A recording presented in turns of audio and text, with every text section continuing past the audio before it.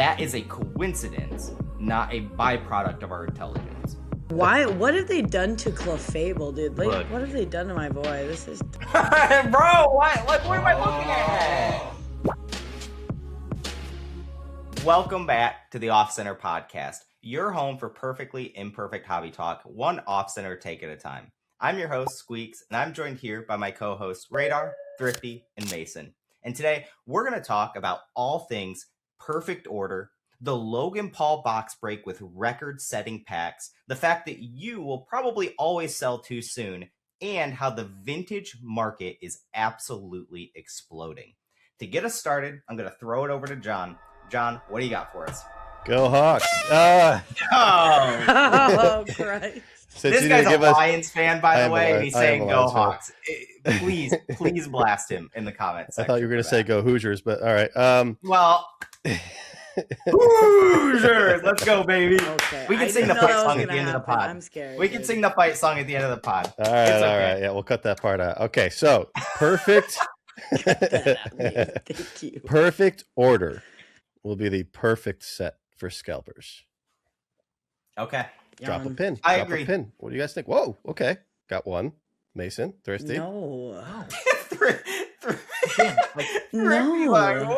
For the people at home, can you explain what this means? Or what is your point that you're trying to say? All right.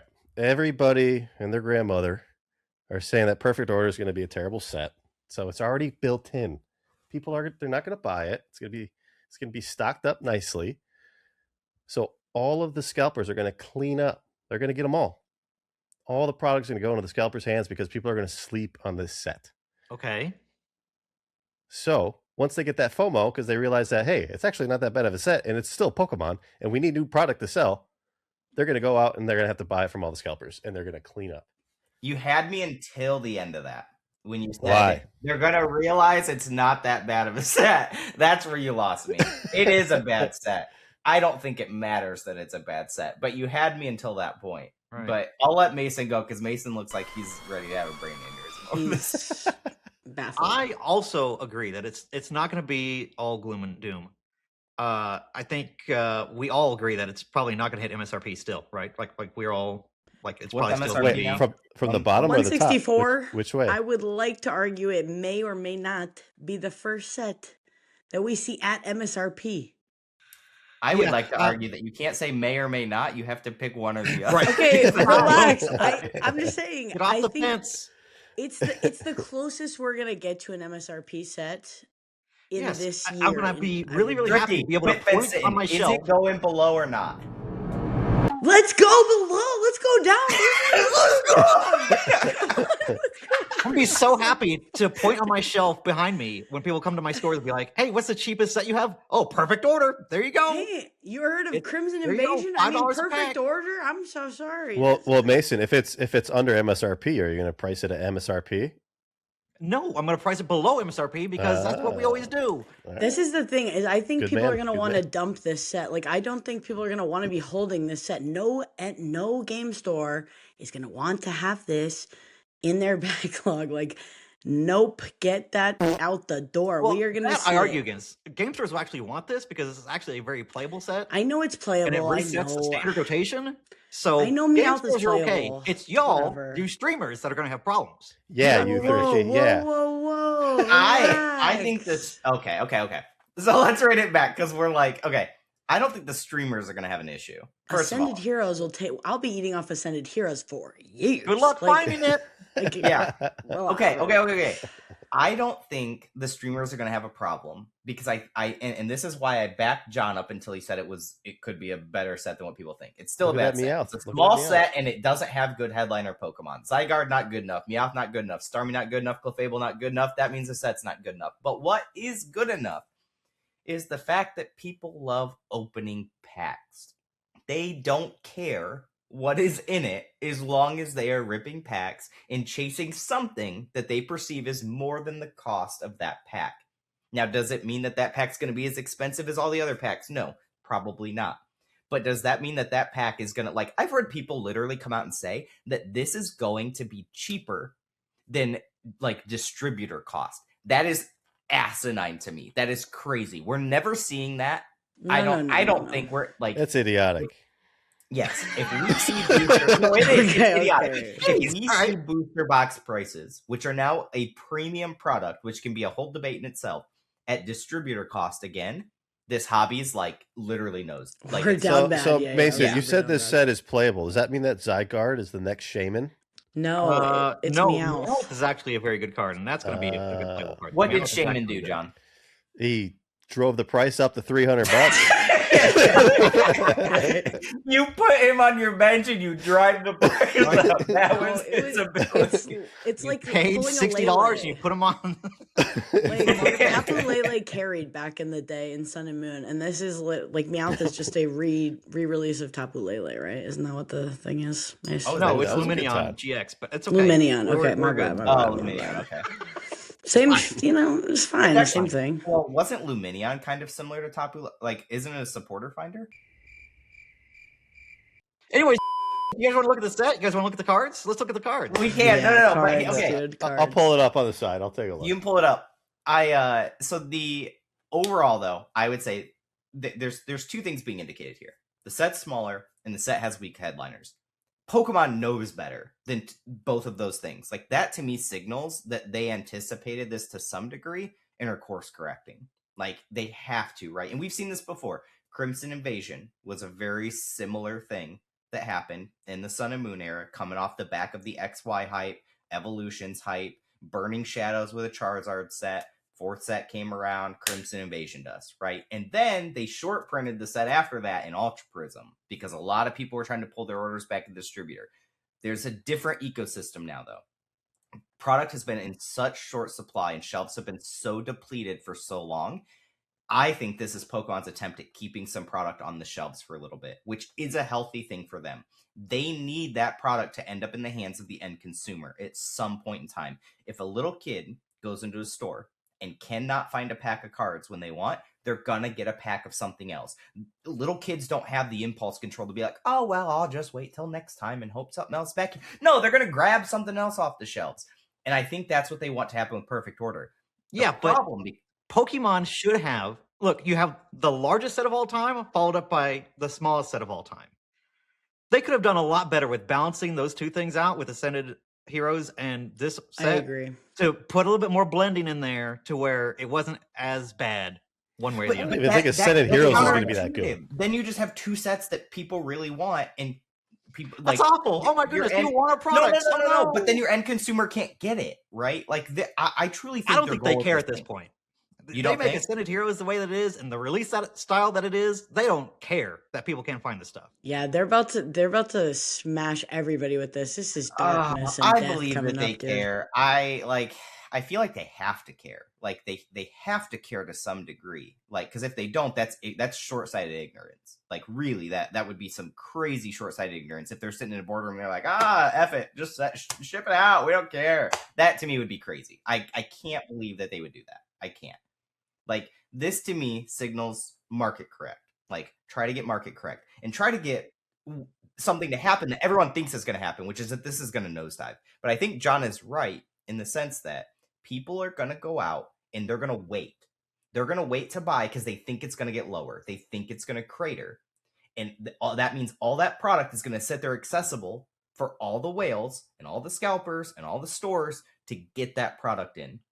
And then what's going to happen is the demand of people and their impulse control of, I want to open something and this is what's available and what's cheapest, is going to take over, and they're going to open it anyways. And that there's other options, I think. Anyways. If like the cheapness of it is like, there's other options now. So you can go, especially with how low the perceived value of the hits are in this set, actually, like if a gold Zygarde is going to carry a set, like, no. Like, if a alt art Meowth is going to carry a set, no. Like, most people would rather open Surging Sparks, which has the gold Pikachu and the booty chew, instead of like that stupid Zygarde, and it's $5.99 versus like $4.99. You know what I mean? But the new thing is always the best thing, so people will still want it. Kids don't care. Kids don't know better. They're just like, I want the new thing. How much is a box of Surging Sparks right now, Thrifty? Like $260, $250. Yeah, that's $100 more than MSRP. For sure, but like if you if get you're a going perfect pack order box price at is what I'm saying. If you're going 162, pack price. Why that's why like is way it more interesting. why is it Zygarde? Is it have something to do with like the next video game or like It's Legend Z to A Yeah, is the all like these guys are from set for that. ZA. This is like I don't know. You can make the comparison to Astral Radiance. Or Chilling Rain, isn't it? like- It feels like that kind of. Like people poo-pooed on that set when it was released too, because it has all Legendaris Pokemon. Nobody cares about the Palkia Dialga, The older DLC forms of them. Nobody Pokemon, liked yeah, them. And then look at that. That box is still how much? Who knows? Yeah. Stupid This expensive. I don't think it matters. This But that Godzilla set did Starmie not might do it. perform when it came out. Like, to be clear, Astral Radiance did perform poorly. It still to this day is one of the weakest Sword and Shield sets. The alternate arts are some of the weakest from that era. Like, I don't think anyone's arguing that this set's not a weak set, right? I would argue this set's significantly worse than Astral Radiance was. Listen, it has a Rowlet in it, so I would like you to take that back. That what about Rowlet this- looks like a Squishmallow, and I love it. I'm What excited. about this little Raticate and Rattata sitting in the back We creeping? can look. Let's take a lookie. Let's take a look at some cards, huh? What is that? Yeah, there's just a cataclysm of just like a bunch of really just poor performing things. Pokemon that don't traditionally do well. Rowlet's not one of Wait! them. Why are you just Skipped why right you do over that it. like that? Skipped right over it. Look, we got the fossil Pokemon, and nobody likes the fossil mechanic. The fossil mechanic is terrible. The only thing that's cool about this is the vantage point. It almost looks like somebody's hiding in nature, like taking this the picture. art's That's beautiful. cool. No one's going to Yeah. debate that these Cute cards little Yeah, are but when you have to but get they're gonna be into $4. the nuance of Clefairy. the angle, yeah, we've already lost. That's right? a great the- Clefairy. Look, this is all Cool. cute. Look, Cool. cute. That's Probo cool. Pass, Wow. okay. Promo Pats on This another is our card. ETB promo. Tyron as an ETB promo is such a choice. It's ridiculous. It sure is. It What if absolutely it would have is. been the Rowlet? Kids love dinosaurs. I would have loved that. Kids Easy. do love dinosaurs. That is true. That is true. Okay, this one's cool. This I is do like so this a cool. lot. This is the first time I've ever seen this. This is awesome. That is a It's really also nice... Doublade. Relax. Look at this. Duo Look at this one. Blade. The little rats. Duo, Whatever. We got rats. Not We got dumb. rats. Look at those rats. two. It's, Nah. That's what we're Yeah. getting excited That- about is rats. These look boring. These, dude, we gotta get away from these. Yeah, We are let's move on. totally on this. One Punch Man Starmie. This I like. These I like a lot. yeah. Whatever that is. Whatever that is. Yveltal. Bacon Bird, Yveltal. Skarmory. That's Mega Skarmory's Skarmory. kind of fire, dude. He's got a mega. He turns gold. Wow. He's just Yep. turned gold. That's really all he does. He just He turns goes gold. from platinum to gold. Now That's look cheaper. here. This is Energy Recycler. That's awesome. That's a great card. Very playable. Very Playable. Bag of That's dust. That's a bag of something else. I don't know what that is. Sean's sleeping. Not Bro, Here, Let's we get- have not They're looked not at great. one card yet that I'm like, I've hell seen yeah, this I can't card wait to get before. that. They've reprinted that same card 8 times. That's nice. I like that one a lot. Tree of Life. Let's Tree of Life's go. Big fan of trees. This is a cool. Oh, whoops, Me whoops. too, I dude. clicked an ad. Whoopsies. Yep. Oh, Matching and I broke rabbit. it. Oh, got it. Got Rip, it. dude. Don't even see the best stuff. Listen, who cares about the alt arts, really? That just Yeah. crashed my screen. It didn't even like take me to an ad. It just Because it knows. It's It like knows how another- bad this set is, and it doesn't want to hear It didn't it. want to Okay. show the All people. right. Well, how good. can't believe I'll be. We'll see what happens when this comes out. Who's right or wrong? Me or everyone else? We'll see. Listen, it's gonna Hey, be. I was mostly on your side. I just said yeah. I don't think the set is going to be perceived as good. I think this is one of It's those. gonna that goes be down. Shrouded Fable 2.0, but it's Shrouded Fable at least had Greninja. I know it was a box promo, which weakened it. It didn't That was have Kingdra, Greninja. though. It had Greninja adjacent. For you know. We're back. We're back. We're back. We're Oh, back. we're back. He brought Back it to the back. tree of life. Oh, Reluctantly Lumiose. brought it back. Luna City. Yeah, this, Is that That then funnel we go thing with looks the- like it's the- photoshopped in. It's like a Why sticker. does it It's like a Diggersby look like when a you get a yeah? yeah, you get a little sticker. That's what that looks like. a little bit. Now this Godzilla. card's cool. I like this. I like this a lot. I think it could be way better. How would you want Great. to change it? Great concept. It just doesn't feel right. It feels like there's too much CGI. Yes, I don't it know. feels There's like some, I'm watching. I'm looking at a picture of the attack from like Stadium back in the day. That was like Yeah. shitty graphics. Like It's Noivern all over again. Because yeah, the stuff in beam and background. the position of the beam and Starmie don't add up together. In it's ZA, you're on Yes. rooftops a lot, so he's at the Are you? rooftops. That's Yeah, I guess. Yeah, whatever. Bro, what have they done to Clefable, dude? Like, what have they done to my boy? This is What dark. is this? I Is this hate Mega? this, bro. Mega Clefable looks like something that shall not be named on this podcast. Clefairy. I don't know what you're talking about. Same. I want to go to the next card. Look, Zygarde's got little guys in the background. The 10% or the 20%. What is that one on the right? Is that a Charmeleon? What is that? No, that's another form of Zygarde. The dog Zygarde. Oh, that's right. I knew no, that. can we acknowledge what Pokemon, Zygarde is, though? Cool. Zygarde is the failed attempt at making a Gundam Pokemon. Like, they thought, like, we're going to make this cool robot-looking Pokemon. People are going to love it like they love Gundams. It didn't hit. Like, let's call it a day. Zygarde is not it. I love the XY generation. I like Z. I like that they did Z to A. I think that's cool. Zygarde is not it. It's not a headliner Pokemon. It's the same level of like how they thought Buzzwole was going to be super cool in this like Ultra Beasts were bad. Like, you know what the next step is though? Not all the Ultra Beasts are bad. Necrozma was cool. They're bad, right? Ultra Necrozma was nobody cares about what they'll do either. next is copy DBZ and do fusions. So they're going to have the Pokemon. They already did. Decks. That's Ultra Necrozma. That's literally they did that. It combines with Solgaleo and Lunala, and it makes Ultra Necrozma. Oh, guys, you missed. I know. Yeah, you got to go back to Sun and Moon, big dog, for a lot. Yeah, you know. I skipped that era. Clearly, I'm broke. Yeah, and Buzzwole was supposed to be like a strong like Goku-esque like type Pokemon, whatever, and it just didn't hit. It did not hit. I do think the Necrozmas were better. I think people like those more because they pair with Solgaleo and Lunala, which are pretty cool Pokemon. I love Solgaleo. But I think the Zygarde, it's a whiff. Like let's next gen, let's take stab 2 at Gundam Pokemon and just forget that Zygarde exists. Just put the Pokemon inside the Gundam. Let them be the pilot. That's pretty cool. Or let the trainers go inside, and then you could have different versions of it based on the trainer. Like the giant Pokemon Island. I don't want to wear a Pokemon. I'm good. Yeah, whatever happened to the giant Pokemon from episode 5 of the island? I know what you're talking about. Yeah, those never came back. Well, they did. People said they were megas. That's the megas and the VMAX, or like the VMAX, like the Climax. Yeah. Okay, maybe I can see that. VMAX Climax was next up. Here's the chase. Meowth. Cool. $100. Cool. Bro, what? It's not going to be $100, dude. It's not what I'm after, you know. It's fine, but it's not great. I mean, yeah, it's not. Look, like the art's cool. This is a cool card. If this was in Evolving Skies, this would be a $30 hit that people would be like, "Oh man, I only got a $30 hit in my $35 pack, but I like it." Also looks like a sticker.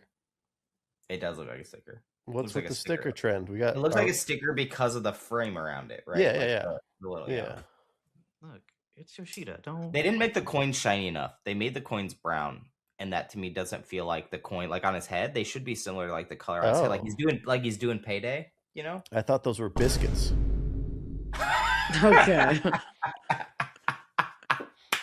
Yeah, buddy, you did it. Okay, next. That I want some ice cream now. That looks delicious. Beautiful. This is Rosa. Rosa's pretty popular. Has a cute little Pikachu on the ice cream cone. I get it. It looks a little weird having a chunk bit out of him, but people like this card. But dare I say a chunk a chew? Yo. Okay. Got him. Okay. God's out of control.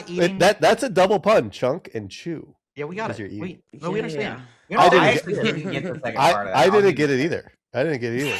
You had to say it again to get it. That's great. Oh, boy. Mason's just smarter than all of us. Sorry. I'm not smarter. Kind of. I'm just fed up. He's fed up with us. The amount of puns I say before we record is a problem. They sure love to give the ladies food in their SARs, you know? What is it with all these mukbang cards? Like, this is weird now. It's getting a little weird. Is that where people eat a lot of food on YouTube? Yeah. Okay. They have like the one where she's eating a sandwich. They have Carmine. She's eating like a candy apple. They've like true. The ice cream now. This thing like. You wonder if that was a through line that like they contracted all those at one time and then eventually just put them all in different sets or something. Even like Yeah. Melanie has like food. She's like cooking in the thing. Like That's the next weird. news title. That's Pokemon gets kids fat. No, Pokemon is actually the only thing that's made an attempt at not doing that with Pokemon Go. Yeah. They're actively fighting against that. Get Yeah. good sleep, go up, be active, play with your friends, do all this stuff. Bro, this is perfect Zygarde, right? Or whatever, like the Mega This Zygarde. is gonna be the cheapest gold card we've seen in this. It's like hard to tell what's even going on. This is why gold cards will never succeed. They're Because so they do mid, crap dude. like this.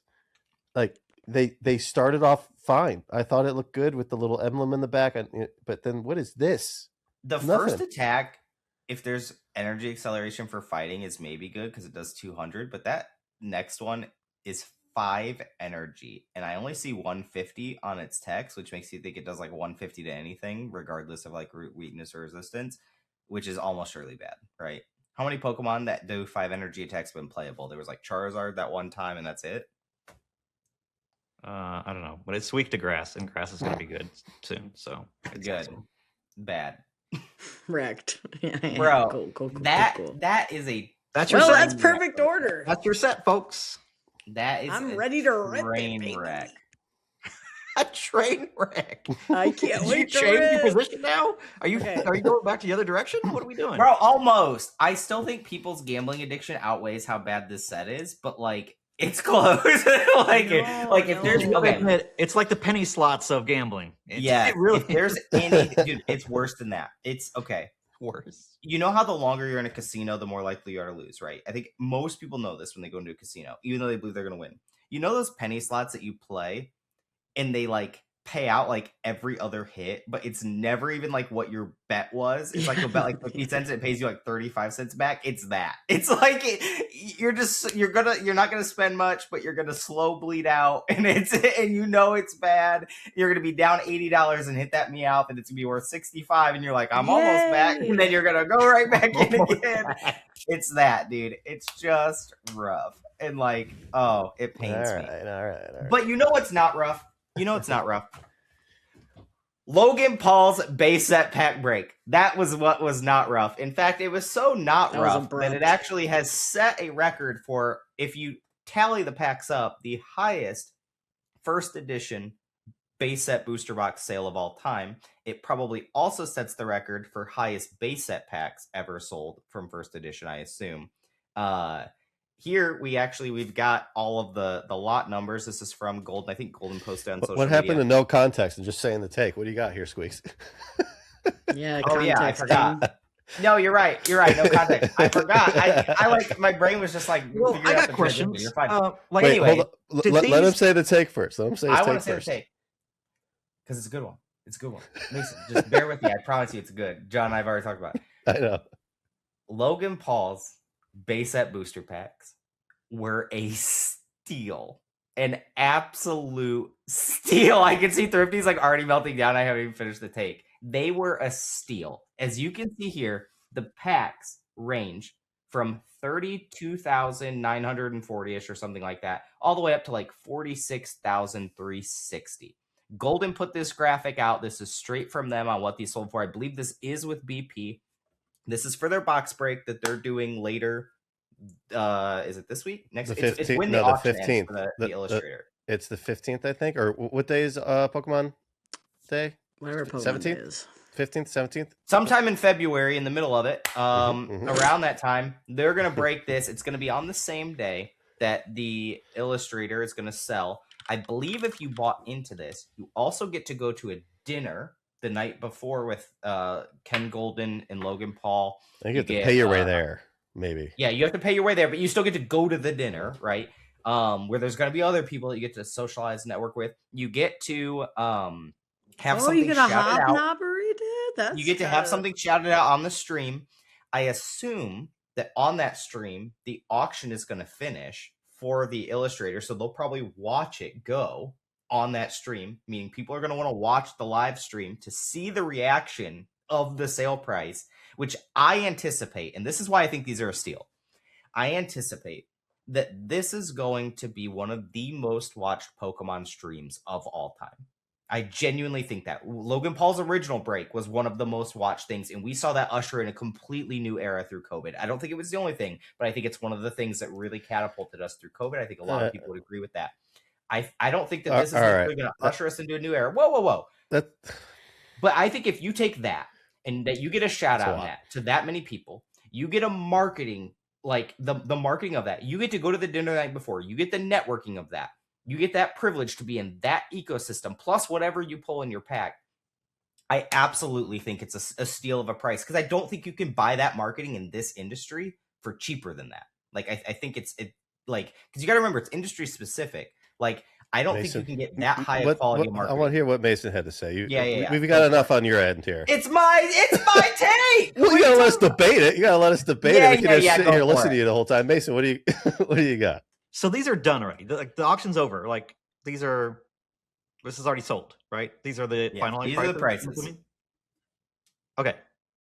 So it's an experience. It's like it's another thing where you're just like, hey, this is like, it's Willy Wonka again, where we're just like, go meet Logan Paul, which is the Willy Wonka of the hobby, I guess. So we're just gonna be like, you get a golden ticket, you go meet the guy, you go hang out with him, have dinner, tour the factory or whatever the hell. I mean, it's just a weird. It's a weird experience, like, for just people that want to insert themselves inorganically into the hobby. So you're on his side, Mason. Am I on? I mean, I don't know if I'm on the side, but it's just okay. Let's look at it. Okay, so a booster box hasn't sold, I don't think, since this like crazy boom in the last couple of months. I think the last one was like 400,000. I would assume one would sell for. There's one for auction now, actually, in the Illustrator auction. I would have guessed maybe like 550, 600 on a strong end. So this is 2.5, 3x the value of a normal box without all the shenanigans going on here. Do you think that's worth it? 3 times the value to get all of this advertising, essentially, which I want to compare this to the last time he did this, Sean, which I think I've got like, I'm like 50-50 on this, because part of it actually makes sense in your end. 5 years ago, he did the same thing on Golden. They sold on 2/11/2021, and some of the top packs also sold for $43,000. So I think it was actually around the same price 5 years ago for him doing the same thing. And if you recall, it was just like a shout out piece of paper. It was done, I think, really poorly. You had a ton of viewers in the beginning, and I think it died off more so in the end. But like, this feels bigger though. Like, this they've feels definitely like leveled up for sure. So they've leveled up with Golden, right? The first one was like him alone through Impulsive, or like it was on his Impulsive stage. This is through Golden. Ken doesn't do anything half-assed. Okay, and they've got the Golden Touch now, maybe tied into this, but it's definitely be all over where I'm sure. Where this is good value, same price from 5 years ago to now. So compare that one to one. I agree. Were they all that much? No, just like the top 3. I'm just looking at like previous sold. What was like the lowest one that you see, just like off the cuff? Hold on a sec. I feel like May 21st, 2022. He also did this. 11,000. I was gonna say there 10, was one that was lower. There was 9,500. Yeah. So there was I guess he did this twice with Golden. I thought he did it once. About $10,000 a pack was the low in 2022. And that was that was like boom in COVID. And that was probably the bottom of the slowdown. The worst part that we've seen, the worst part of Pokemon we've seen in 5 years. So again, 4x from that one, which comparatively probably makes sense with how prices have gone. But I just don't think that value is truly there, as people think. There's too much hype behind this. I don't have the faith that it's going to be performed as well as it should for this price tag. But I would love to be proven wrong. I've seen it before, and it did not seem worth it to the people who paid $10,000 or even more for the ad of their Instagram or the ad of their startup or whatever they were doing. I don't remember any of them. I don't think anyone remembers any of them. No, it was like crypto companies and stuff like that. There was a crypto one in there. Yeah. But I agree on the first one was The shoutouts didn't feel as memorable or interesting. I think the biggest difference here to me is Golden's involvement, right? If you look at the marketing they've done for this illustrator up to this point, I mean, it's been everywhere and it's every day. And it feels like there's something new about it coming out every day. They reholdered it. It's now there's a break that's going to come on the same day of it. Like they've got this planned out, right? Like this has been like, and that to me, when you've got a true marketing arm behind it, not that Logan Paul and his team didn't do good marketing of the first box break. Again, I actually attribute that box break is doing really good things for the hobby the first time. I agree. But like, I just think Golden's marketing's on another level. And I they're think marketing, but are they a entertainment? They're not an entertainment. Like, do they know how to do that right? Also, they made like a whole this will Netflix be show. Yeah, but people find entertaining. Now it's they've done minimal. The Netflix and they've done the eBay Live Thrifty, Ken and Logan multiple times now. Opening. Are up. they good though? Are those good? They're I've not awful. Really, exactly. That's what I'm saying. That's what I mean. It feels like There's feels so inorganic and weird, and like I don't know. Yeah, like again, 330,000 concurrent viewers in that first box break on YouTube, which also kind of like seemingly came out of nowhere. It felt like too. This one marketed heavily during a much bigger time than then. I remember looking at the Google charts you've shown, Sean, of search. It's significantly higher. How many viewers are we going to break 1 million viewers? That's what I was going to say. If this breaks 1 million viewers and you are smart about how you craft your shout out, because like here's the other thing, a lot of those shout outs that were crafted were not well crafted by the people making the shout out. Like if you sit down and think about, okay, they're going to read this, they might be half interested because there's other stuff going on. How can I make my shout out the one that stands out and is the most interesting, and treat it like a marketing expense, right? Pull the Charizard. Do that. If you do that and this thing has 1 million views, and then you think of all the residual clicks that come off of that, that could be 100 million view shout out by the time this thing's said and done, especially if it's crafted well. Because if yours is like the clickbaity one that's like funny or interesting or whatever that gets shared around everywhere, or is tied to the Charizard hit or the Blastoise hit or whatever, like that's the other thing is if they really do want to give back to these people that bought in on these packs, that I'm sure they're aware they're paying more for an experience like Mason said, or that if they want to give back to them, they'll put that they'll start the clips of the pack hit with the shout out at the start, right? And try to seamlessly get through the pack plus the shout out in that minute or less. Keep it on the short shelf, keep it where it's optimized for social media. Like if they did that to where the person's shout out gets included in all the virality, you can't buy marketing that good for that cheap, where all the people watching it are your target audience, right? And like that to me is such an understated value. And there's the other value of the networking side, right? Like for John, for you probably don't value it as highly because you have all these people in your Rolodex, right? Rolodex, I'm aging myself, but like you can get in contact with these people. But for the average person, like I think Mason or Thrifty, one of you two had said it, that like if you want to inorganically inject yourself in the hobby, if you're like, I want to get in the hobby, but I've never done anything in this, that's your foothold in. Now you're sitting at a table with some of the most influential people in the hobby that have been involved in some of the biggest deals that everyone knows their name. Like you can do the air quote, but like at the end of the day, it's like, true. They are like they literally they inserted themselves into our hobby. Let's be real. But it doesn't matter. They are the hobby now. Like more people know just Ken bought a Golden's card. name. Relax. More people know Ken Golden's name associated with collectibles than almost any human on the planet because of that Netflix show. Like there are CNBC and everything he does. He's just same. Yes, exactly. And like that alone helps the hobby grow. I know there's a lot of people that have a lot of opinions on like whether it's good or bad or whatever. The reality is it helps the hobby grow. It helps it sustain long term. It's a necessity if the hobby's going to be around. If we don't want Pokemon to end up like Pogs, where in 50 years nobody cares about it, you have to have stuff like this because it has to get more interesting and more durable and more sustainable over time. And like if you look at like Mr. Wonderful with sports cards, right? He's making the Wonder Shine Index or whatever with Shine. He needed Shine's partnership. Do you think Mr. Wonderful needs Shine as a financial partner? Probably not. He's wealthy enough. What he needs is his expertise in sports. his networking that he has. That he has none of this, but he wants to inject himself as quickly and rapidly as possible to elevate him up that social ladder in the hobby. And that's how he does it, right?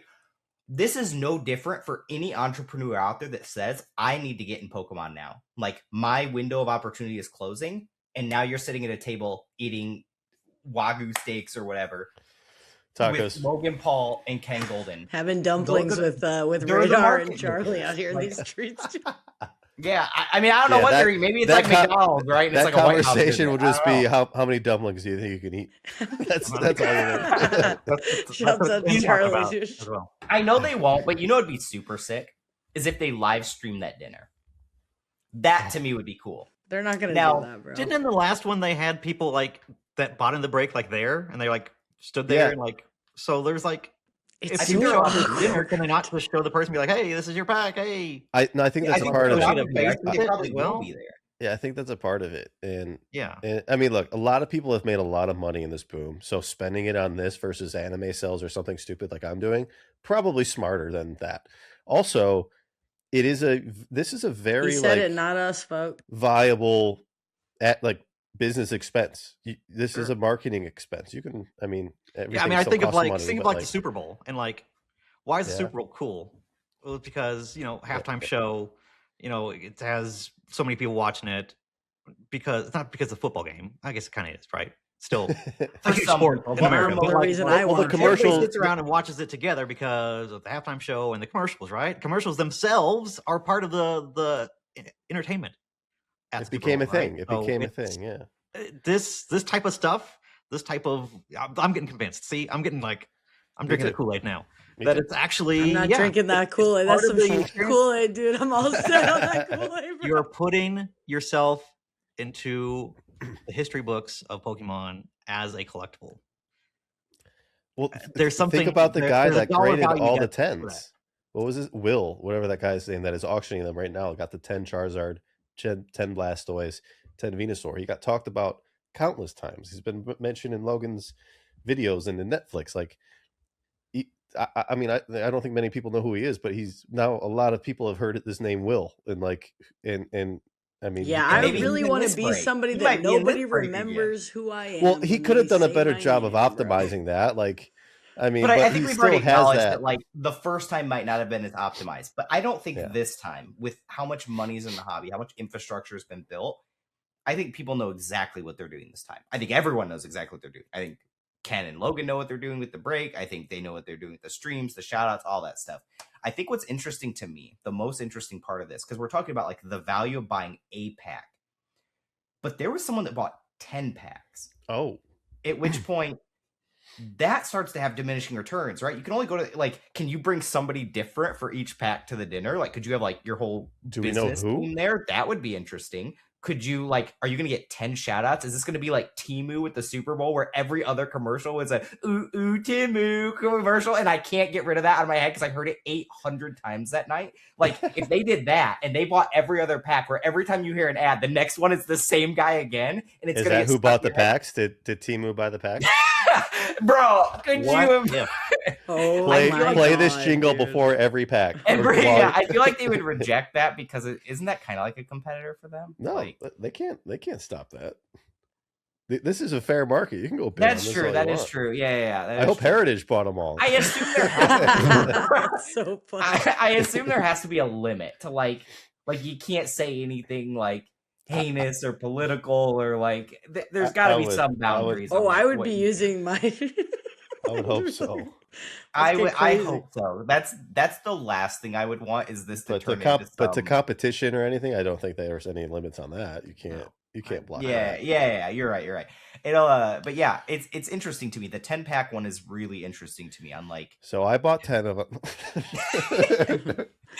Whoopsies. Also taking donations. Bro, I got a second mortgage on my house. That's the price of the last box is what they paid for all those, basically, for those 10 packs. Like, you want a memory, you want something memorable, go buy a box for yourself and open it with your friends quietly and drink rip a bottle it yourself. of wine. You are not gonna be able to get a box of this for 400,000 or 500,000 now. I don't think after this. After this, no. And No. I actually sold 2 heavy packs of First Ed Base about 2 weeks ago that I've been holding on to for years and years and years. I thought I was stuck with them forever. I ended up making money on it. I sold them for I'll say, I don't care, $20,000 each. Finally made some money on them. I spent a ton on them, and now I'm thinking I sold too early after seeing this. Even though I understand the difference in value here, but still, like, that easily could have been used. Yeah, I could have paid you 40, and then you gave me a shout out on your Instagram, and I could have flown out to, we could have flown out to Seattle. Come on, OCPC. OCPC. Seahawks. It is OCP. It's not OCPC. Someday we'll explain this why this joke exists. But you're right. But to me, it feels like those boxes moving forward are going to start to become marketing. And we might see this with a lot of vintage boxes moving forward, right? They could do this with anything. It doesn't have to be First Base. The Illustrator, the Charizard themselves, you don't need to open anything. I mean, we've seen like other companies out there before do breaks as marketing at big events and things like that. Dick's Sporting Goods bought the 1-of-1 Paul Skeens, and it's in their store in Pittsburgh.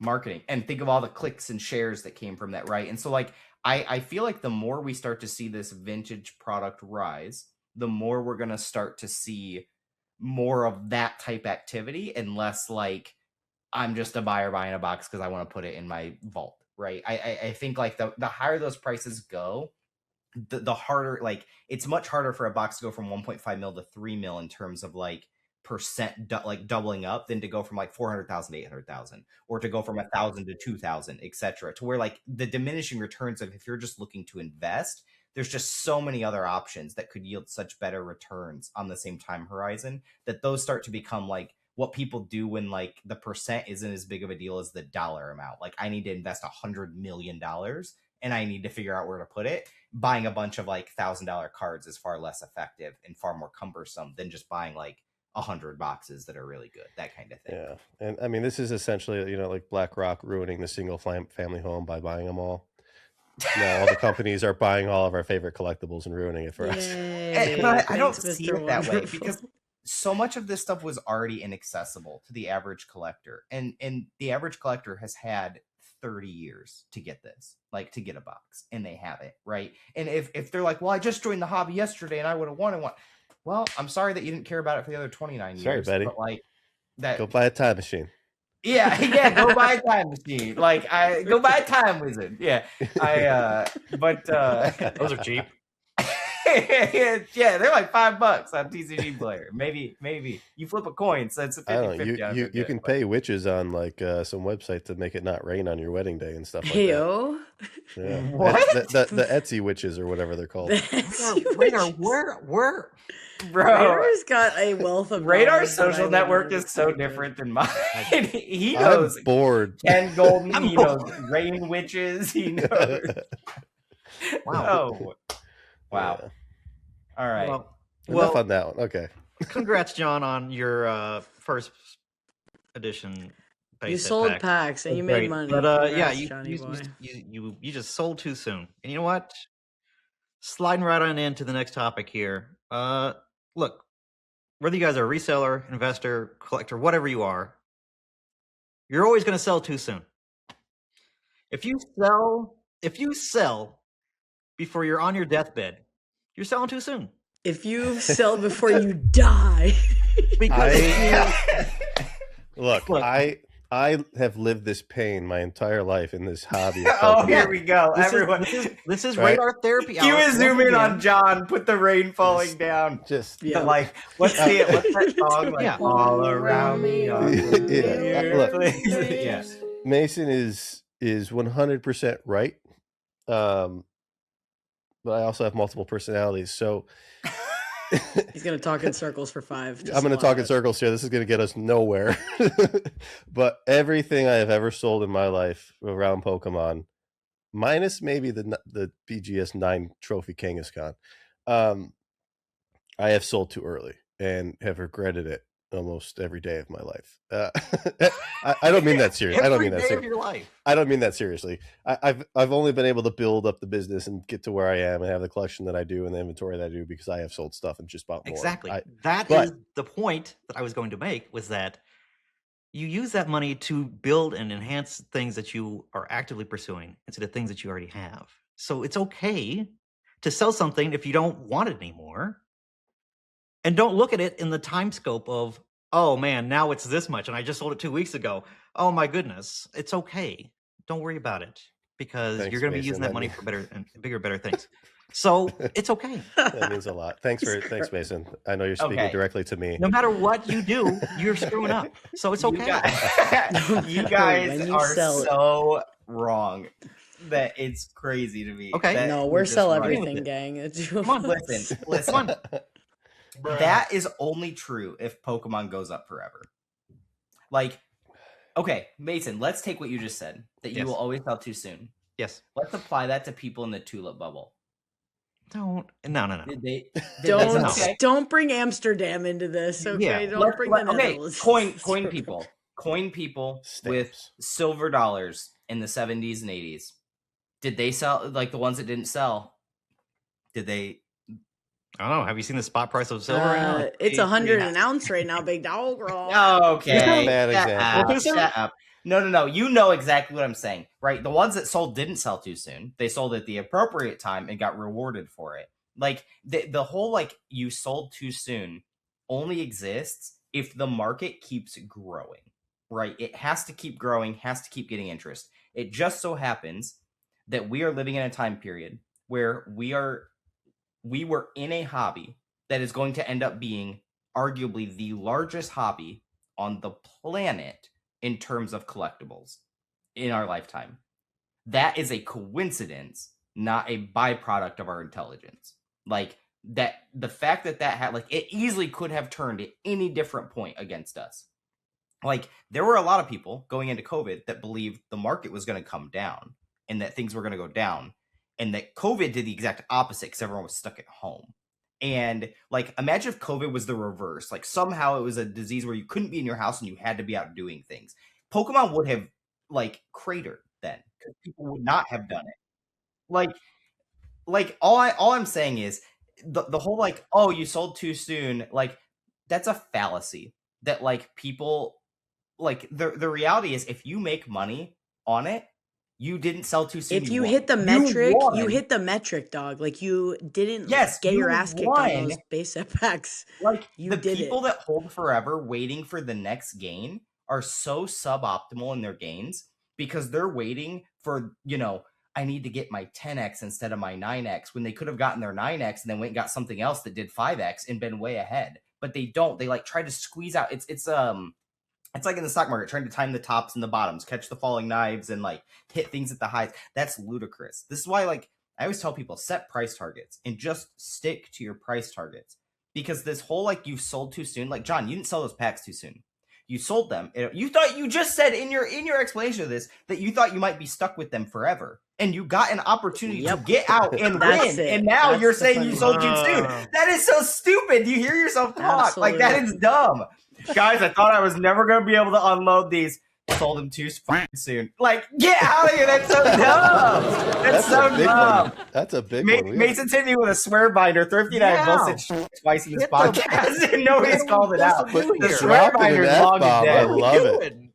Dropping an F-bomb. Bro, I'm just saying, that's like, it's like, that logic is exactly why people get wrecked. Like, we're watching it in One Piece right now. You knew I was going to get One Piece in this episode somehow.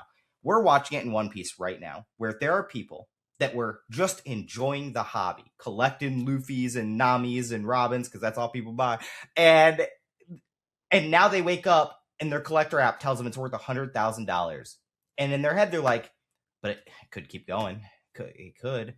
And then they're going to wake up 6 months from now, or a year from now, or 5 years from now, or whenever it is, because it always could keep going, and it's going to be less. And then they're going to ask themselves, why didn't I sell? And you guys know better than this. You saw it post-COVID, 2022, the amount of people that said, why didn't I sell this thing? Why, John, us in Naruto boxes, we still both have Naruto boxes, and we have both said, Why didn't I sell this thing? Guess what? There's no such thing as too soon to sell. I'd sell that right now if I could, but nobody wants to buy it. Let's Actually, go. That's what I'm saying. I've been asked about It's actually Naruto my like third. every other day lately. People do want those boxes. They want my DBZ boxes. It's now, crazy. and we can talk It's about that in a weird, minute, yeah. but like the whole point that I'm making is this whole like everything's gonna be like, if you're selling it now, you're selling too soon, then hold everything forever, dude. Just like sit out the hobby, come back in 25 years and call it a day and sell out because you're And good. some people do. Like, and some people do that. and some people do that. And those people,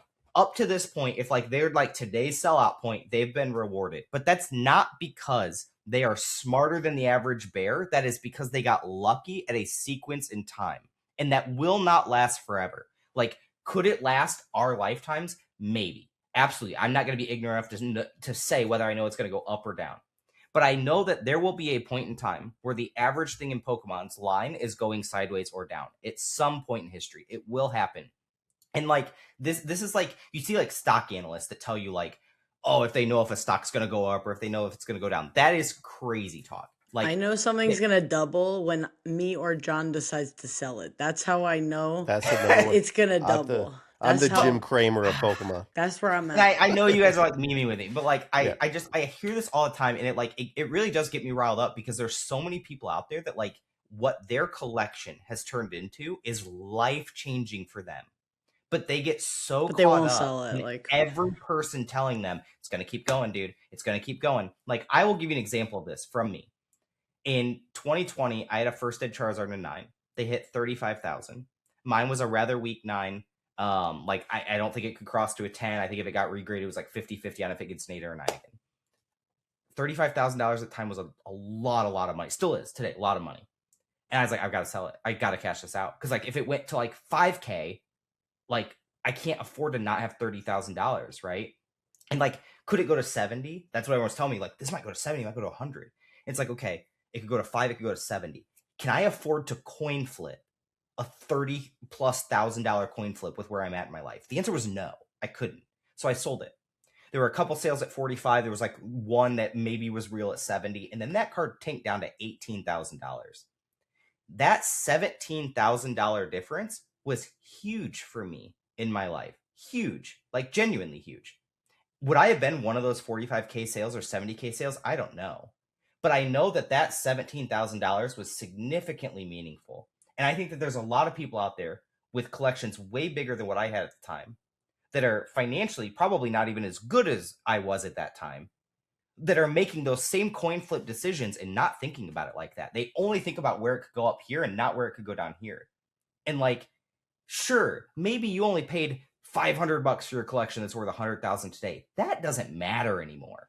Literally does not matter. All that matters is what you could do if you changed your life right now. And if everyone wakes up on the same day and says, I want to change my life today, guess what? Nobody's changing their lives because you're going to watch that shit hit bricks real fast. And that's what happens. Everyone starts to decide, oh, it's time to sell. Oh, it's time to sell. And everyone then starts trying to sell each other faster on down. This is why it's so crazy to me when everyone like buys at the same time when like crap's going up, and then everyone wants to sell as crap's going down instead of doing the opposite of what everyone else is doing. Like the only thing I've had in my head for the last... Oh, sorry. There's always zero context in the social media world. Like nobody knows anyone's situation, financial situation, what they decide to do with the money after, what they got going on. Like at one point, all of us, I mean, I think I'm the only one that's not full-time Pokemon anymore here. At one point, we were all full-time Pokemon. That was our livelihood. That's what paid the bills, put the food on the table, paid the rent, paid employees, whatever it was. So like you have to sell, you have to move things, you have to grow, you have to do all that. So the situation's always different for every person. Whether, you know, I've gotten to a point where I was 98% Pokemon cardboard was my net worth. I have thankfully been able to balance that out a little bit, right? Because I've been able to get out of that. Whether or not that was the right thing to do or not, you know, looking back, it probably wasn't. But I'm more comfortable with it. I'm a little less stressed. I'm always stressed, but a little less stressed. I got, you know, I'm diversified. Got a house, got a car, got stock portfolio, all that stuff. So like, it's all situational based, this whole conversation, just to be on a more serious note and not be all memes about it. But I do agree with Mason. Like if you had the ability to hold and you bought the right things, again, there's all these nuances. So many nuances. Well, that's the key too, though. You buy the right things. thing. That's the whole point. Is like, what is the right thing? Dude? Timeline. An alpha deck. What a are base people set box. like 20 years ago? If you asked people in Pokemon what's the right thing, you would have heard first ed base. Charizard. Always. And today, first ed base Charizard, and probably even Blastoise and Venusaur is correct. But your average first ed card, even that's a holo from the WotC era, has been completely outperformed by EX era Gold Stars, right? Many EX era cards, the EXs and things like that, have been outperformed by alternate arts that are completely modern. You could argue alternate arts that are completely modern that we thought would be the usher of the new era have been outperformed by a One Piece card that came out 3 months ago in the red manga Luffy. Like, and will people even care about that a year from now? Because there could be a red gold embossed blood-stained Luffy. Who freaking knows? Like, we don't know.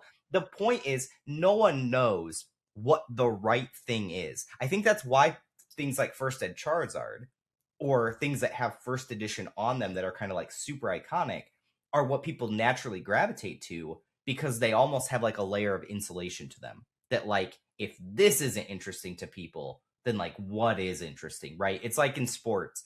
The average sports card collector probably doesn't care about a T206 Honus Wagner. But because of like it being on that pedestal for so long, it holds that mystique that it probably just will be relevant forever. The same as like the Mickey Mantle card, because people have just like been cultivated to believe that that card is important now, whether they actually care about it or not. And that's First Ed Charizard. That's Rayquaza Gold Star. That's going to be Moonbreon for sure. I don't think it will be Bubble Mew, even though a lot of people think it will be. I don't think it had nearly the like social media traction that Moonbreon did, and so on and so forth. I don't think it's going to be Red Manga Luffy. I actually think it will end up being OP05 Luffy, because that was the first one where people were really like, this is a big deal. Like, this is a big card. And which is why, and this is somebody that has a lot of blue bottom boxes, I think you could make an argument that long term, always flexing those. No, hear me out. Dude. I think you could make an argument long term that OP05 boxes, which I have none of, are actually going to end up being the box to have over blue bottom. That sounds a lot like Tournament of Power Goku's. 100%, which was the fourth set of DBZ, not the first set. Nobody cared about the first set. Now, does that mean that no one's going to care about blue bottom boxes and those won't do well too? Not necessarily. Not but true, it's just like over time, what people care about becomes less and less. And a lot of these things that are really hard to get, really expensive, really interesting right now will just diminish over time as there's not new things keeping them interesting. That's what made Moonbreon special, is that every time it started to like fall out of the headlines, something else brought it back in and brought it right back to being interesting. And it stayed that way. Same thing with Rayquaza Gold Star. Every time that card starts to become not interesting again, something happens with the EX era. Something happens with an EX. Pulls you back in. Yeah, and it reins you back in. And like, you know, and we see that all the time. We see it with vintage, we see it with modern, we see it like, and so who knows, 20 years. And so I that's where I challenge you of like, yes, if Pokemon's around in 50 years and it's still trading cards and everything's hype about it, then yes, anything you saw right now is probably too soon. If you own the things that are still interesting then, and if you have the foresight to be able to predict what those things are going to be in 20, 30, 50 years, because again, no one would have predicted that some of your most expensive cards today were the cards that are, because they didn't even exist yet. And that to me is like the thing that people tend to miss out on. And to put a bow on everything, it's all about the context and a timeline. You could have something where you have, look 2 years from now and it's down. 15 years from now, it's way up. Oh, then you sold too soon if you sold at the year 2 mark, right? Or 2 years from now mark. It's all about context. It's all about timeline. What are you going to do with that money? What are you going to do with it? Did you really sell too soon if you did something great with that money? Is that really like, that's the actual like context and the timeline of everything. So that's the where I'm at, where I'm feeling like you didn't sell too soon if you went and used that money to do something else with. And you won, buddy. You won, because if you sold when you're up, then you're doing fine. Pats on back, dude. Yeah, that's where I see things. Yeah, and I think your whole like sold too soon, like if you don't sell it, you'll never know if you sold too soon or not. Yeah. Like if you did something with the money, it doesn't even have to be like buying more cards to flip. Yeah. Like if you just go collect other stuff you like, if you build an addition to your home. If you buy a For home, the world. pay a down payment on a car. If you pay sold your a single bills blue that bottom you box and you paid went on a month cruise before. for a month, that'd be great. Yeah, like take some time off. Pay a credit card off. You know, things like that. No, probably got that's boring. You don't have a credit card. That got ran up because of Pokemon in the first place. Shout out to the guy on Caleb Hammer's channel, because that guy had. There's going to be a 10% limit on credit cards soon, so you just rack up that credit card debt. You're fine. Good. We could do it now then. Yeah. But hey. Listen, speaking of selling too early, I'm going to talk about people that are buying too frenzily, I guess is what we're going to, I don't know even what I'm saying here, but like the vintage frenzy that is on right now is like actually kind of jarring and weird, and I don't understand it really. It's all coming back around. Every 5 years we get a little vintage boom. And right now we're seeing it again. Like, I thought we were done with this, but apparently the vintage boys are back, and they're going harder than ever. Gold Star Rayquaza's like a 100 bands card. Like, all these cards are going for stupid prices, but everyone's out here buying at tops, and I don't understand why this is happening. So your take is that. So what's the take here? What's your take? Yeah. Vintage is booming, but it's at the top. Like, what? Why? Everyone's buying at the top. Yeah. That's your take. Yes. I don't know what's going on, but it just feels so ridiculous. So the context, we've had crazy Charizard sales. Yeah. First at Charizard's Charizard's breaking records. Rayquaza's breaking 50K, records. Yeah, 50K. Rayquaza Gold Stars broke a couple a lot of Gold Stars have broken records now. We're seeing, are you exclusively saying this to vintage, like vintage Pokemon? Like, where's your line for vintage drawn? Jesus, like EX. Well, and Jesus is real old. I think Pokemon's a little more modern than that. Okay, yeah. Look. Okay, wow. Thank you. See what's different about this fad, I guess, if you want to phrase it that way, of vintage. We usually see like all the other vintage categories or IPs get brought up by it. I'm not seeing Yu-Gi-Oh! Like, Magic's still pretty flatline. Oh, like, you're wrong. Am I wrong? Is Yu-Gi-Oh! back? It's happening. It's starting to happen. It's coming back? So Yu-Gi-Oh! We've seen 3, from us filming this, which is on a Monday, you guys will see it on Friday, 3 First Ed Blue Eyes sales that have, I think 2 of them were above 40K, one was like 35, but that's the difference between a wavy sold and a glossy sold, and then another, I think it was wavy sold, or whichever is the cooler one. Yeah, wavy. And so that happened, which had not happened in a while. And the pop on those is pretty low. I think it's only what did those hit? Does anyone remember what those hit in 2020? No clue. I think they got up to 70 or 100 or something. Yeah, you're barking up the wrong tree. Baby. I definitely think they have room to grow, but like that's a pretty big sale for those. We've seen a lot of people, like you've talked about, anime sells a lot, but we've seen a lot of record-setting sales in anime sales. We're starting to see people asking about set a lot of records in anime sales. Mm-hmm. We're seeing people buying out Dragon Ball Z. We're seeing a Gohan just sold for $30,000 as a Super Saiyan 2 Gohan sell. Crazy. Yeah, a sell. We've seen a lot of the DBZ cards are skyrocketing. We've seen people asking about vintage boxes from old anime games like DBZ, Naruto, like the original Bandai games, things like that. That all feels kind of like what Thrifty's saying, very COVID-y to me, in the sense that in COVID, we had a very similar thing happen. Yeah, I was going to say. Vintage started to run. It just seems like this is always a cycle for thing. We're always... We're back in that spot. It's like, all right, we've killed... We've made enough money doing Pokemon. Yes, modern's done. Let's go to vintage. Oh, yeah, vintage. We've already done the first ed crap. All right, well, what else do we got? Gold Stars? Cool, let's do those. What else do we got? Oh, we can do other games and stuff. One Piece is other booming. low pop things. Like low pop stuff right now is going absolutely I've seen some of the ballistic, dude. Era. I've got a Pop 2 Manaphy. I've sold some Neo stuff. Neo Hollows that I thought were just crazy expensive. I've never sell them, and they just moved like the past 2 weeks. So yeah. And I mean, Z&G has a new post every day about some record-setting card sale. One of the boys posted the reverse hollow Team Rocket Returns Dragonite hollow, and that was like 15 grand or something like that. It's like, What? This was like maybe $1,000 card, maybe like I don't 2 know if years, it's 3 because years. I missed the boat here and I just feel bad about it or something, but like that just sounds crazy. No, that's For a insane. reverse hollow 10. It's insane. Like I get the pop is low, I get that, like whatever, but like why? Well, and like this is what, like, not to like bring us back to the old top, but this is what I mean. Like, are people going to care about a Team Rocket Returns reverse hollow Dragonite in 50 years when there are 150,000 different cards in the game? There's reverse hollows in every pack. There's 2 reverse hollows in every pack now. To be fair, that was a rare. Those sets are hard to grade. They have the silvering on the edges. EX Deoxys, Team Rocket Returns are notorious for it. 10s are hard to get. I'm not saying that it's not difficult. I'm saying it's like that was not a chase. Things correct. that are not a chase right now. Is that going to happen?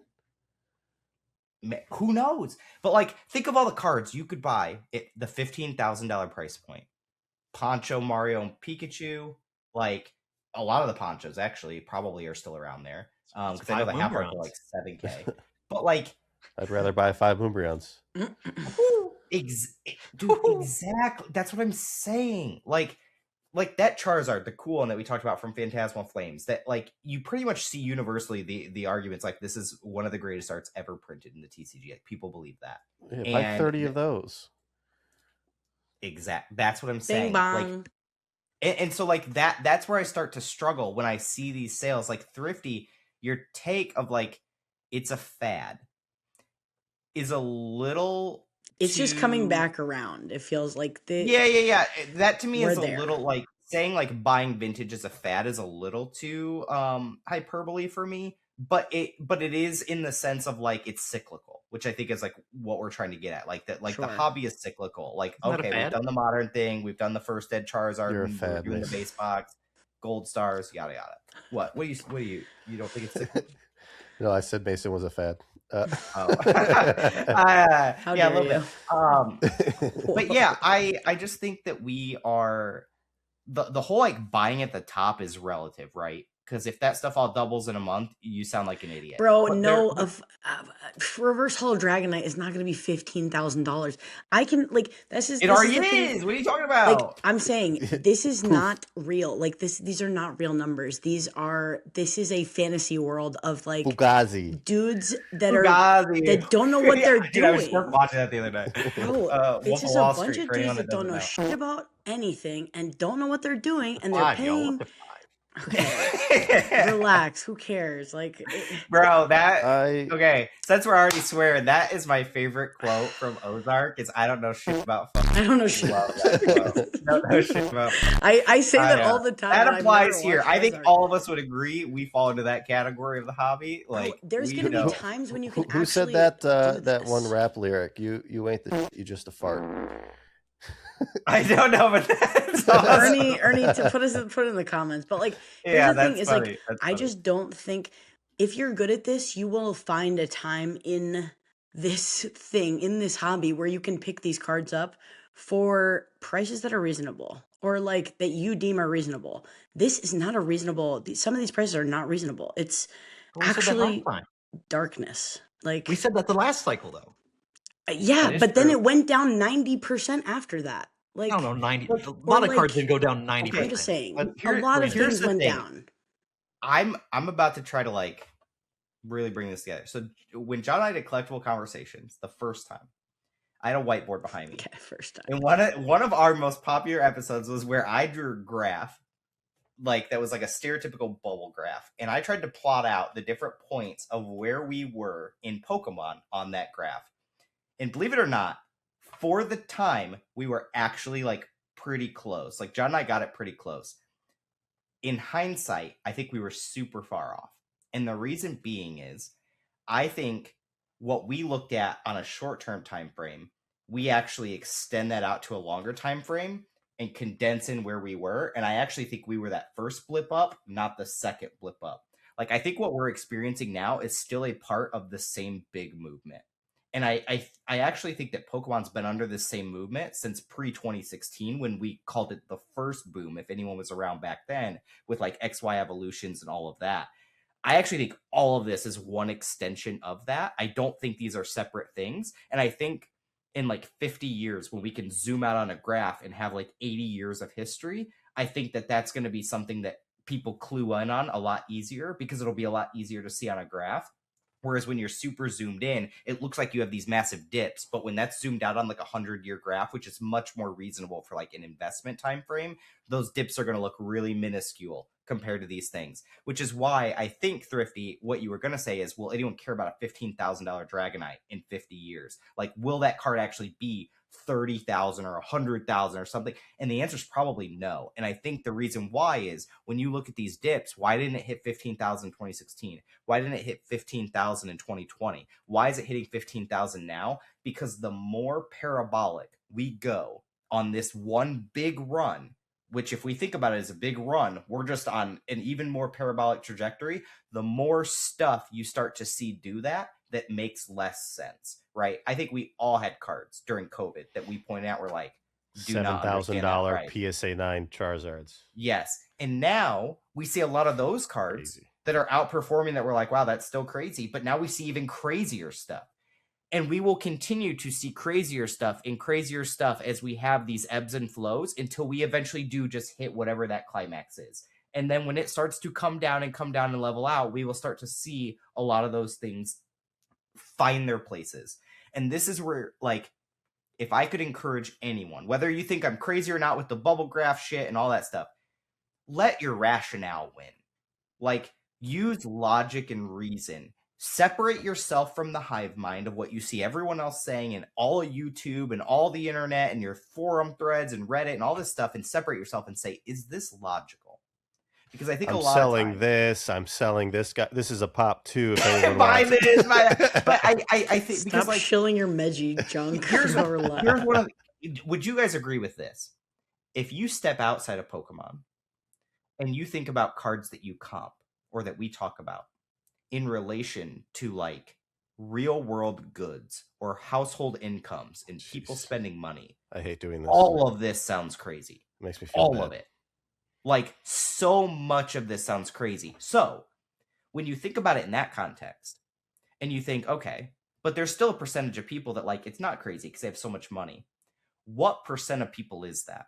And how many of those people do you need to stay active in the hobby, highly engaged and interested, for these prices to maintain, when the average person in the hobby decides it is crazy?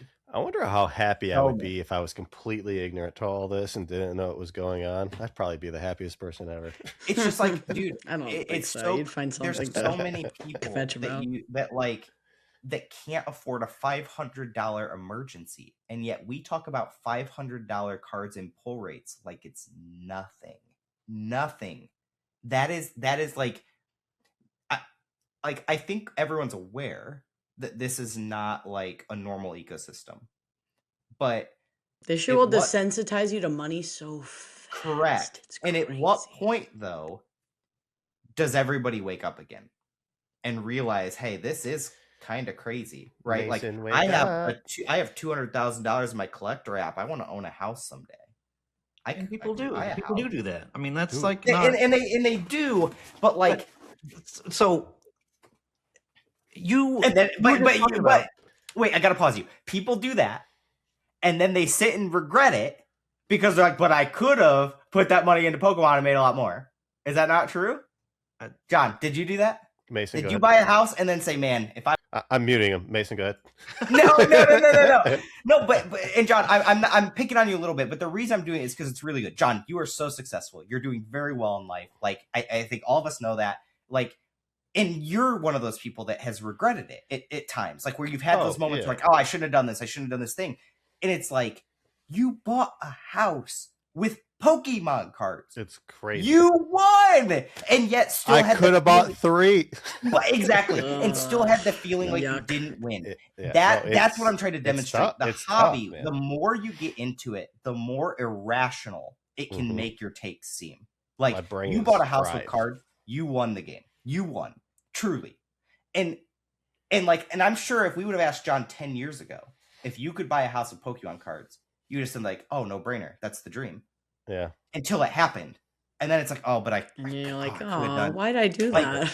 and that's what I mean is like, you've got to like, everyone has to find a way to take that step back and like detach from it all and like recalibrate yourself to like normal. You'll never make the perfect financial decision ever. You'll always be maybe not. I don't know. I'm always you'll always know too soon. You'll never make the right decisions. Your life is in shambles. It's impossible to time. Dude. It's impossible to time the market. Impossible to time anything, but you make the smart decision, the right decision at the time that you can, because that's the best thing you can do. That's sure, and that I agree with. But I want to throw it back to Mason because I interrupted you, but I had to sit in the house now. Look, man, you try to rationalize this about, people that don't have the money making, financially sound decisions. There's people walking around that don't own a home, but they have, $20,000, $30,000, $40,000 gold chain around their neck, bro. It's just like, it's the same kind of stuff. It's not, however you want to frame it or however you want to look at it, it's all the same. It's just the same stuff. It's literally just the next thing of like, and you got to take it out of the context of, these are not life staples. These are not things that people are using to live their life. These are fun toy things that we all see as assets. These are assets, and whether or not they should be buying those assets can be debated. But if not this, then somewhere else. That's a fair point because especially you said the gold chain. I was thinking that like don't have a home, but like you'll see that one of the craziest things I've ever seen, and like not judging, it's their choice, their life, their money. But I drove by a mobile home park one time, and I saw somebody that had had to have been like a $200,000 car, like a crazy high end Corvette or something, and like that to me was just like, but you know what? Maybe that was their dream. Maybe that was like the pinnacle to them was that car. That's all that mattered is like whatever I got to do to get that car, right? And it's like maybe that was the case. That's why I try to put myself in their shoes, whatever, not judge. But I think your example is better where like maybe it's like people don't even have a home to live in, whether it's renting or buying, and have a $40,000 gold chain, right? And like couch surfing, things like that. Yeah, like I definitely think those things exist, but I think there's a lot of people in this hobby that are lower middle class or lower class that this to them was just a hobby, that now they're sitting on something that's not a hobby anymore. And it has become not a hobby. And the numbers they talk about aren't a hobby. And the wealth that is involved in it and their spending that's involved in it is not a hobby. And they've gotten so into it that this has become their world, not rationalizing what it is outside of it. And like your cards don't make the person is a thing I want to also like get out there. Like you are not the cards you own. Like it's okay. Like you don't have to like, oh, I know you pulled it. But if it pays your rent for 6 months, goodbye. Bye-bye. Paying their rent for 6 months. What the heck? Or like 3 months. Like even a couple of months. Put a down payment on your house. Like, I don't know what you're talking about. But I agree with you. The amount of people that it's just so weird to me. Feel like people can't interact with certain people in the hobby. Maybe this should be its own like podcast topic. But like the people that feel like they can't interact with other people in the hobby if they don't have like a certain level of collection or cards or things like that is so crazy to me. Because some of the coolest people I've ever met in this hobby have some of the absolute worst collections. Like worst in terms of like monetary wealth, right? Not in terms of like how cool it is because it's different to everyone.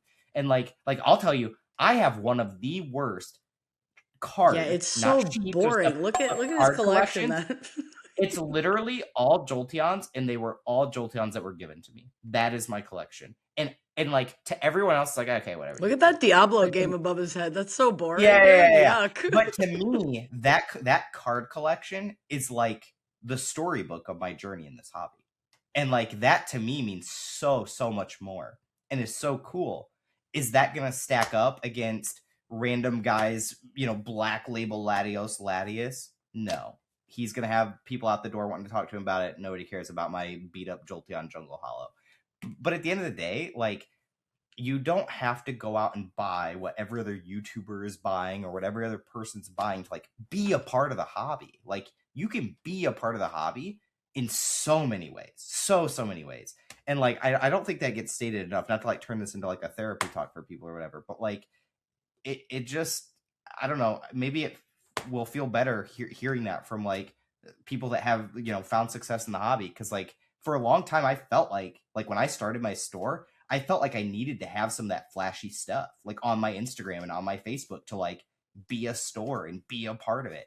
And at the end of the day, the most successful store owners that I've known in this industry don't have anything flashy. Why? Because they sell it, because they are running a business and they are like paying employees and bills. And Mason's looking around at and like, yeah, and his like, plushies, and he's like, yeah. Mason and I have the same Pikachu ramen cup there. I got that upstairs. Yeah, we're ramen cup brothers. Nice. That was a gift. Same. There you go. And so like, yeah, so that's just what I wanted to say. I wanted to piggyback off your like, you know, your cards are not who you are in the hobby. And like, that's like kind of ties in with the end of that. It's like the people that are buying these things at crazy prices, like you don't have to do that. Like you don't have to. It's fine. You're okay. And someone will hold the bag at some point. Yeah. And they'll lose out. Some point, someone will hold the bag. And maybe that person doesn't care. Because maybe they are one of those people that just has so much money, it's like throwing a nickel into the fountain. And that's fine. God bless. But there are definitely people out there that are buying some of these high-end cards so they can say they bought that card and get the likes and get the clicks and get like the Logan Paul attention packs. That someday are going to look back on it and be like, man, I could have changed my life if I wouldn't have bought this thing that eventually might be a thing nobody cares about. Or it didn't sell I didn't sell this my collection and like I just let it go down. You know what I mean? Like there's so many things that can happen. It's like just and if you guys want a good example of this, look at sports cards, man. Like there are so many cards that have sold for hundreds of thousands of dollars that today you couldn't get 10K for. And it's not even because necessarily the player isn't relevant anymore or isn't good. They might still be just as relevant or good as they were then, but now there's 30 more players that are more interesting and good. And now everyone I remember seeing a trade. There was a trade a long time ago. This was when Mahomes and Garoppolo were playing each other in the Super Bowl. Garoppolo was like a rookie, or it was his second year. And somebody did a trade. It was like 15 PSA 10 Garoppolo like base rookies for a National Treasures like out of 10 Mahomes rookie, because they were just basically betting on who was going to win the Super Bowl. And then Mahomes ended up winning how many has he won now? Like 4 3 out of 5, I think. Something like that, yeah. And like that Garoppolo card is worthless, and that Mahomes card is probably $100,000.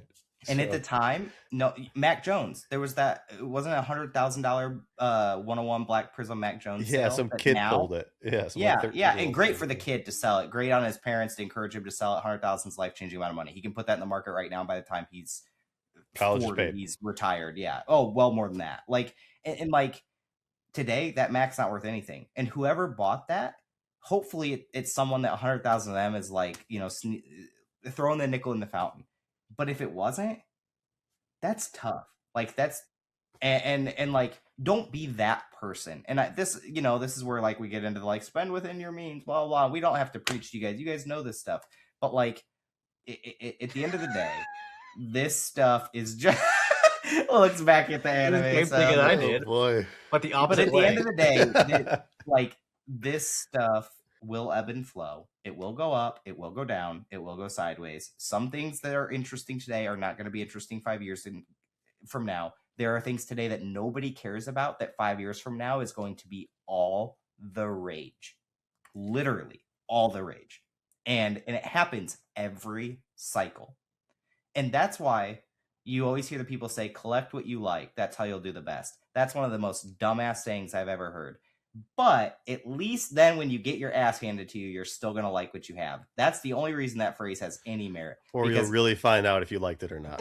Yeah, exactly. Because if you just collect what you like and that's how you're going to do the best, that's stupid. Because unless you like Charizard and Pikachu the most, you're going to get crushed. If your favorite Pokemon's Oricorio, you are absolutely getting obliterated by collecting what you like. If your goal wait, my Rowlet is not going to appreciate. He is not going to free you from anything financially. Actually, freedom is not unless based on all my you knowledge. collected were Scream Rowlets, then you might be free.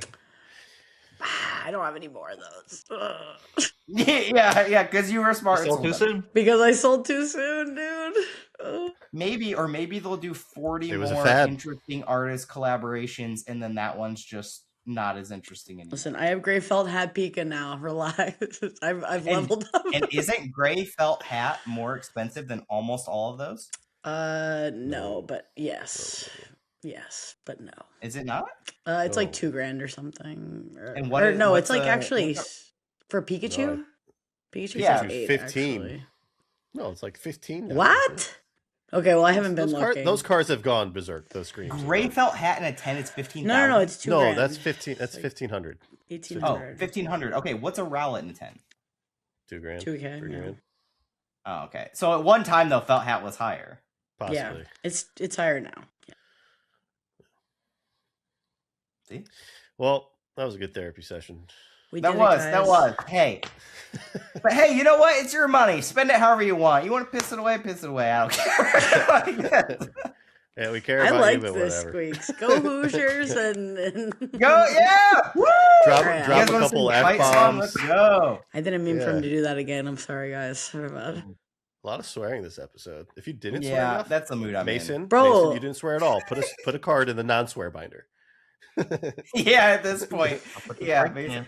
That's the How much card. is that worth now? Those used to be sub $1. It's at $250 now. Right? 250. Let's go. go. We're cooking. PSA 10, $80. Cool. Any day All right, now. well, All right. this has been the Off Center Thanks for podcast. watching. Let us know in the comments below what you think was the most off center take. And with that, it's been John, Mason, Thrifty, and Squeaks. Oh, Radar. I don't know why I said John. Anyways, we'll see y'all next time. Bye. Bye.